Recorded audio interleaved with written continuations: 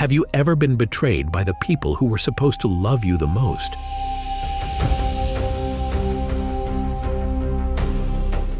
This is the story of a boy with dreams. Dreams that made his own brothers want him dead. Sold for 20 pieces of silver, dragged to a foreign land in chains, falsely accused by a woman who couldn't have him, thrown into a dungeon and forgotten for years. But the pit was not the end. The prison was not the end. Because the God who gave him the dreams never abandoned him. Not in the darkness, not in the waiting, not in the silence. And when the moment came, everything changed. Stay with us until the end, because you will witness one of the most powerful reversals in history, and a scene of forgiveness that will move you to tears. If stories like this speak to your heart, like this video, share it with someone who needs hope today, and subscribe to ARC Films so we can keep bringing these stories to life. Your support means everything. Now, from the pit to the palace, from betrayal to redemption, let's begin. In the land of Canaan lived Jacob, a man blessed with 12 sons. But among them, one held his heart above all others, Joseph, the firstborn of Rachel, the wife he had loved most. Joseph was 17 years old, and his father made no effort to hide his favor. While his brothers toiled under the sun, Joseph walked in privilege. And then came the gift that shattered whatever peace remained in that household. A robe of many colors, rich and beautiful, fit for a prince. My son, this robe is yours.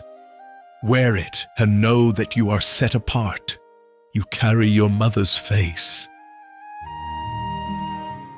and my heart.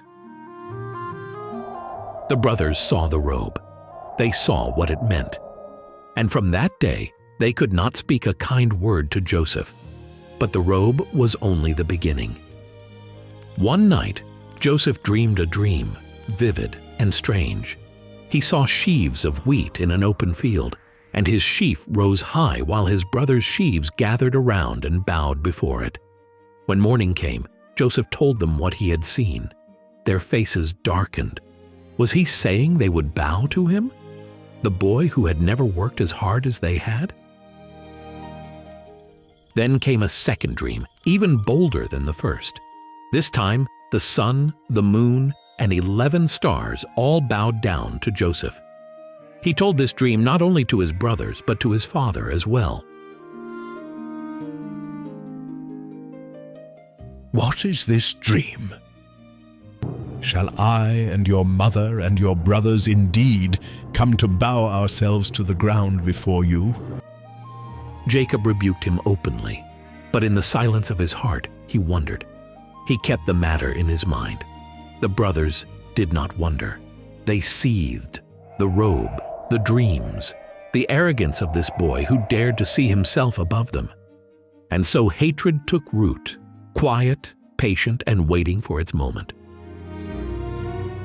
Sometime later, Joseph's brothers took their father's flocks to graze near Shechem. Days passed without word, and Jacob grew uneasy. Go to your brothers and see if all is well with them and with the flocks. Then bring word back to me. Joseph obeyed. He set out alone, wearing the robe his father had given him. The robe his brothers despised. The journey was long. When Joseph arrived at Shechem, his brothers were not there. A man found him wandering the fields and told him they had moved on to Dothan. So Joseph walked further, not knowing what waited for him. The brothers saw him from a distance. That robe, unmistakable against the dust and sun. They watched him approach, and something dark rose up among them. "Here comes the dreamer," one muttered. The words spread like fire. Years of resentment, years of watching their father pour his affection onto this one son. It all surged to the surface. They began to speak of murder. "Let us kill him and throw him into one of the pits. We will say a wild beast devoured him. Then we shall see what becomes of his dreams." But Reuben, the eldest, would not have blood on his hands. He convinced them to throw Joseph into an empty cistern instead, hoping to return later and pull the boy out in secret. When Joseph reached them, they seized him. They tore the robe from his body, that symbol of everything they hated, and threw him into the pit. It was dry and deep. Joseph cried out from the darkness, but his brothers sat down to eat their bread as though nothing had happened. Then a caravan appeared on the horizon, Ishmaelite traders, their camels heavy with spices and balm, heading toward Egypt. Judah spoke up. "What profit is it if we kill our brother and conceal his blood? Let us sell him to the Ishmaelites. After all, he is our brother, our own flesh." The others agreed. They pulled Joseph from the pit, trembling, desperate, pleading, and sold him for 20 pieces of silver. The traders took him and continued south. Joseph vanished into the dust of the road, bound for a land he had never seen. Now came the lie. The brothers slaughtered a young goat and dipped Joseph's robe in its blood. They carried it back to their father and laid it before him. "We found this. Examine it. Is it your son's robe or not?" Jacob knew it at once. The color drained from his face. He tore his garments and wept. "It is my son's robe. A fierce animal has devoured him. Joseph is without doubt torn to pieces." He mourned for many days. His sons and daughters tried to comfort him, but he refused to be comforted. "I will go down to the grave mourning my son," he said. And in Egypt Joseph was sold once more, this time to a man named Potiphar, captain of Pharaoh's guard. Egypt was a world unlike anything Joseph had known. Towering monuments rose against the sky. The air smelled of incense and the Nile. The language was foreign, the gods were foreign, and Joseph was now property. A Hebrew slave with no name, no family, no future. He was taken to the house of Potiphar, a powerful man who served as captain of Pharaoh's guard. There, Joseph was put to work among the servants. But something set Joseph apart. Whatever task he was given, it prospered. Whatever he touched seemed to flourish. Potiphar noticed. The fields yielded more. The household ran smoothly. There was an unseen hand on this young Hebrew, and Potiphar was wise enough to recognize it. "I do not know what God you serve, but his favor rests on you. From this day, you will oversee my entire household. All that I have is in your hand." Joseph rose from slave to steward. He managed the servants, the livestock, the grain, the accounts. Potiphar entrusted everything to him and concerned himself with nothing except the food he ate. The Lord was with Joseph. Even in exile, even in chains, the blessing followed him. Joseph worked faithfully. He did not grow bitter. He did not curse the God of his fathers. In the silence of his heart, he remembered the dreams, the sheaves bowing, the stars bowing, and he held on. He did not know how those dreams would come to pass. He only knew that the God who gave them had not abandoned him. But favor in a foreign land is a dangerous thing, and not everyone in Potiphar's house looked upon Joseph with pure intentions. Joseph had grown into a man, strong, capable, and handsome in form and appearance. He carried himself with quiet dignity, and his presence did not go unnoticed. Potiphar's wife watched him. Day after day, her eyes followed him through the house. What began as glances became something more dangerous. Desire took hold of her, and she was not a woman accustomed to being denied. One day, when the house was quiet, she approached him. "Lie with me," she said. Joseph stepped back. He would not even look at her. "My master has withheld nothing from me except you, because you are his wife. How then can I do this great wickedness and sin against God. She did not relent.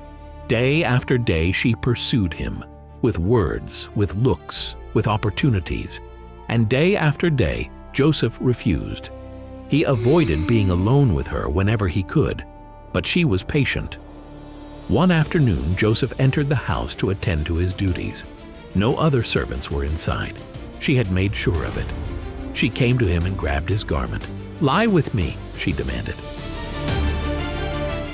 Joseph pulled away. He fled from her grip and ran out of the house. But his garment remained in her hand. She stood there, holding the cloth, her face twisting with humiliation and rage. If she could not have him, she would destroy him. She screamed. Servants came running. When they arrived, she held up Joseph's garment and let her voice tremble with false distress. "Look, this Hebrew servant my husband brought into our house came to mock me. He tried to lie with me, but I screamed. When he heard me cry out, he fled and left his garment beside me." She kept the garment and waited for her husband to return. When Potiphar came home, she told him the same lie, her voice wounded, her eyes full of tears. Potiphar's anger burned. The man he had trusted, the man to whom he had given everything. He did not question his wife. He did not summon Joseph to speak. He simply acted. Joseph was seized and thrown into prison, the place where Pharaoh's prisoners were kept. The heavy door closed behind him, and once again, Joseph found himself in darkness. He had fled from sin and been punished for it. He had done what was right and lost everything for it. Yet even here, in the cold silence of a prison cell, the Lord did not abandon him. The same favor that had rested on him in Potiphar's house followed him into chains, and God's purposes were far from finished. The prison was dark, but Joseph did not sink into despair. He worked, he served, and before long the keeper of the prison saw what Potiphar had once seen, that the Lord's hand was upon this man. Joseph was placed in charge of the other prisoners. Whatever happened in that place passed through his hands. Then, one night, 2 new prisoners arrived, Pharaoh's cupbearer and Pharaoh's baker. Both men had offended the king and now awaited their fate in the same dungeon where Joseph dwelt. One morning, Joseph noticed their faces were troubled. They had each dreamed a dream, and the dreams disturbed them deeply. Do not interpretations belong to God? Tell me your dreams. The cupbearer spoke first. He had seen a vine with 3 branches that budded, blossomed, and bore ripe grapes. He pressed the grapes into Pharaoh's cup and placed the cup in Pharaoh's hand. Joseph answered without hesitation, "The 3 branches are 3 days. Within 3 days, Pharaoh will restore you to your position." Then Joseph leaned closer, his voice quiet but urgent. But when all goes well with you, remember me. Mention me to Pharaoh and get me out of this prison. I have done nothing to deserve being here. The baker, encouraged by the good interpretation, shared his dream. 3 baskets of bread on his head and birds eating from the top basket. Joseph's face changed. "The 3 baskets are 3 days. Within 3 days, Pharaoh will lift off your head and hang your body on a tree." 3 days later, both interpretations came to pass. The cupbearer was restored, the baker was executed. But the cupbearer did not remember Joseph. He forgot him completely. 2 full years Joseph remained in that prison. No word from the cupbearer, no summons, no deliverance. Just the slow passing of days in the silence of forgotten walls. Then one night, Pharaoh dreamed. He stood by the Nile and watched 7 cows come up from the river, healthy, fat, and sleek. They grazed among the reeds. But then 7 other cows emerged behind them, ugly, gaunt, and wasted. The thin cows devoured the fat ones, yet remained as thin as before. Pharaoh woke, troubled. He fell asleep again and dreamed a second time. 7 heads of grain grew on a single stalk, plump and full. Then 7 thin heads, scorched by the east wind, sprouted and swallowed the healthy grain. Morning came, and Pharaoh's spirit was deeply disturbed. He summoned every magician and wise man in Egypt. None could tell him the meaning. Then the cupbearer remembered. He stepped forward and confessed how he had forgotten the Hebrew prisoner who had interpreted his dream in the dungeon, and how every word had come true. Pharaoh sent for Joseph immediately. They brought him out of the pit. He shaved, changed his garments, and was rushed into the throne room. There stood Pharaoh, ruler of the most powerful kingdom on earth, waiting for a prisoner to speak. I have heard that you can understand a dream and interpret it. Joseph did not hesitate, but he would not take credit. It is not in me. God will give Pharaoh an answer of peace. Pharaoh told him both dreams, the cows, the grain, the devouring. Joseph listened carefully, then spoke with certainty. The 2 dreams are one. God has revealed to Pharaoh what he is about to do. The 7 fat cows and the 7 good heads of grain are 7 years of great abundance throughout the land of Egypt. The 7 thin cows and the 7 scorched heads are 7 years of famine that will follow. The famine will be so severe that the years of plenty will be forgotten. Joseph continued. The dream had come twice because the matter was fixed. God would bring it to pass soon. Then, without being asked, Joseph offered counsel. Let Pharaoh appoint a wise and discerning man to oversee the land. Let him collect 1/5 of all the harvest during the 7 good years and store it. This reserve will keep Egypt alive when the famine comes. The words hung in the air. Pharaoh looked at this man, a foreigner, a slave, a prisoner, and saw something no one else had shown him. He saw an answer. Pharaoh looked at his servants, then back at Joseph. The decision came swiftly.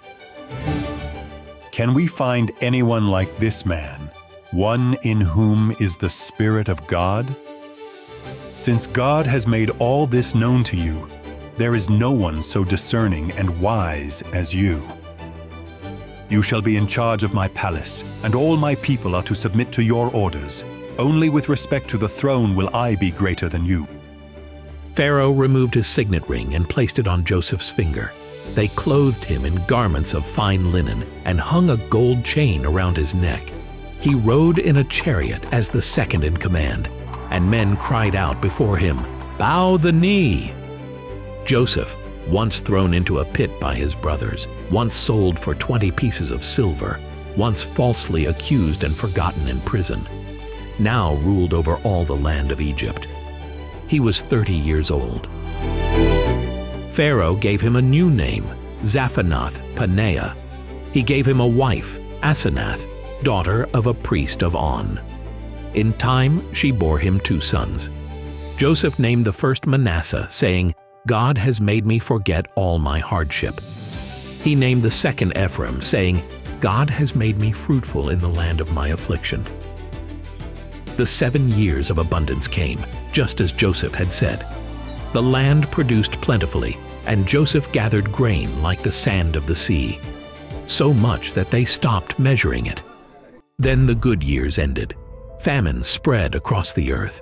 Crops failed, rivers dried, nations began to starve. But in Egypt there was bread, and from every corner of the world people came to Joseph to buy grain.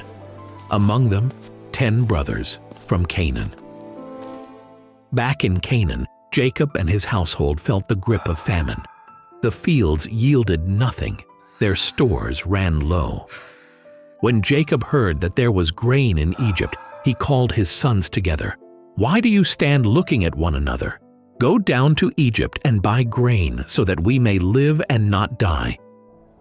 10 of the brothers set out on the long journey south, but Benjamin, the youngest, Rachel's only other son, stayed behind. Jacob would not risk him. He had already lost Joseph. He could not bear to lose Benjamin too. The brothers arrived in Egypt and were brought before the governor of the land, the man in charge of selling grain to all who came. They did not recognize him. How could they? The boy they had thrown into a pit was now dressed in Egyptian linen, speaking through an interpreter, wearing the authority of Pharaoh himself. But Joseph recognized them instantly. He saw their faces, older now, weathered by years, and his heart stirred. Yet he did not reveal himself. Instead, he spoke harshly. "You are spies. You have come to see the weakness of our land." The brothers fell to the ground before him. They protested, desperate to explain. "No, my lord. Your servants have come only to buy food. We are honest men, 12 brothers from Canaan Gestion, sons of one father. The youngest is with our father today, and one is no more." Joseph listened. He tested them further, demanding they prove their story by bringing the youngest brother to Egypt. Until then, one of them would remain behind as prisoner. He chose Simeon. The guards bound him and took him away while the others watched in silence. The remaining brothers loaded their donkeys with grain and departed. But Joseph had secretly ordered his servants to return each man's silver, hiding it in their sacks. They did not yet understand. The past they had buried was rising to meet them. The brothers returned to Canaan and told Jacob everything. The harsh governor, the accusation, Simeon held captive, and the demand to bring Benjamin. Jacob refused. "My son will not go down with you. His brother is dead, and he alone is left. If harm should come to him, you would bring my gray head down to the grave in sorrow." But the famine pressed harder. The grain ran out. There was no choice. Judah stepped forward and made a solemn vow. "Send the boy with me. I myself will be surety for him. If I do not bring him back to you, let me bear the blame forever." Jacob relented. He sent them off with gifts, balm, honey, spices, myrrh, and double the silver to repay what had been returned. And he sent Benjamin. When Joseph saw his younger brother among them, his composure nearly broke. He turned away and went into a private room to weep. Then he washed his face and returned. He released Simeon. He invited them all to dine in his house. The brothers were seated in the order of their birth, oldest to youngest, and they looked at one another in astonishment. How could this Egyptian know? Benjamin received 5 times as much food as the others. Joseph watched him from across the room, saying nothing. The next morning, the brothers departed with their donkeys loaded with grain. But Joseph had given his steward one final instruction: place his personal silver cup in Benjamin's sack. They had not gone far when the steward overtook them. "Why have you repaid good with evil? You have stolen my master's cup." The brothers were stunned. They denied it fiercely. "If the cup is found with any of us, let that man die, and the rest of us will become slaves." The search began. Oldest to youngest, sack after sack was opened. Nothing. Then the steward reached Benjamin. He opened the sack, and there, gleaming in the morning sun, was the silver cup. The brothers tore their clothes in anguish. They returned to the city, dreading what awaited them. Joseph was waiting. His voice was cold. "What have you done? Did you not know that a man like me can discern such things?" The brothers fell before him. Judah spoke for them all, his voice broken. "What can we say? God has uncovered the guilt of your servants. We are all your slaves." But Joseph shook his head. "Only the one in whose hand the cup was found shall be my slave. The rest of you may return in peace to your father." This was the test. Would they abandon Benjamin as they had once abandoned Joseph? Judah stepped forward. He told the whole story, their father's grief, the lost son, the vow he had made. Then he offered himself. Please, let me remain as your slave in place of the boy. Let him return to his father. For how can I go back if the boy is not with me? I cannot bear to see the suffering that would come upon my father. Silence filled the room. Joseph could bear it no longer. Judah's words broke through every wall he had built. The brother who had once suggested selling him into slavery was now offering his own life to save Benjamin. Something had changed in them. The test was complete. Joseph turned to his Egyptian servants, his voice trembling. "Everyone leave me, now." They obeyed. When the room was empty and only his brothers remained, Joseph let go. He wept, not quietly, but with loud, heaving sobs that echoed through the hall. The sound carried beyond the walls. Pharaoh's household heard it. The brothers stood frozen, terrified, unsure what was happening. Then Joseph spoke, not in Egyptian, but in their own tongue, the voice of their youth, the voice they had tried to forget. I am Joseph. Is my father still alive? The brothers could not answer. They stared at him, paralyzed with fear, the boy from the pit, the dreamer they had sold.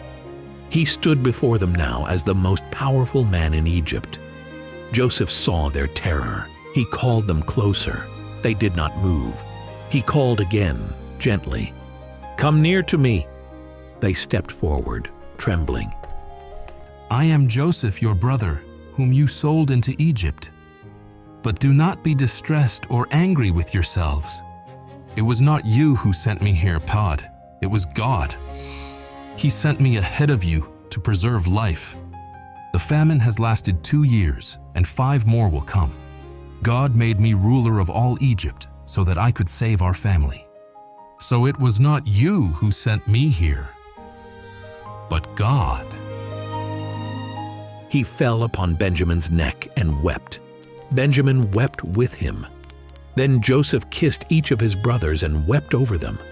Only then could they bring themselves to speak. News of the reunion reached Pharaoh's palace. Pharaoh was pleased and told Joseph to send for his father and his entire household. He promised them the best of the land of Egypt. Joseph gave his brothers carts, provisions, and new garments. To Benjamin, he gave 300 pieces of silver and 5 sets of clothes.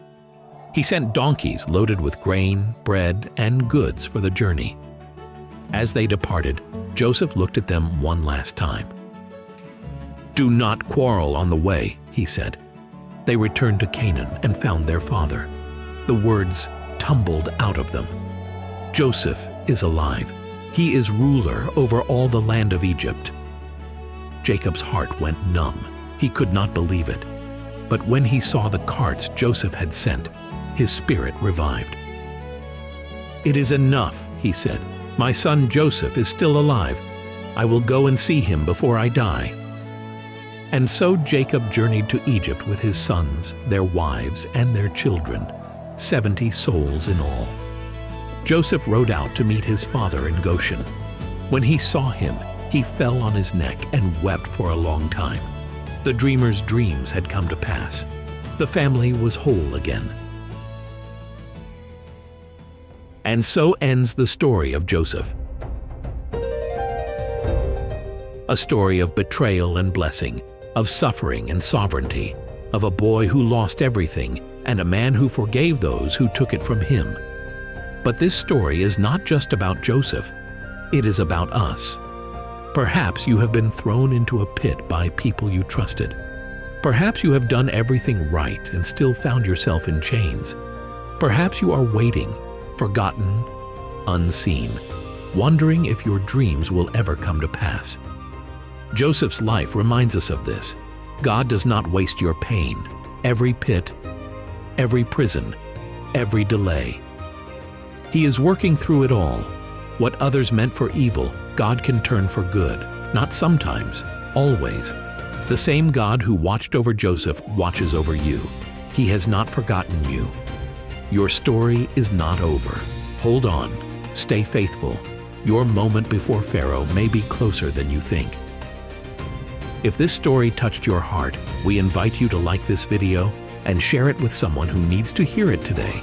And if you haven't already, please subscribe to ARC Films and turn on notifications so you never miss a story.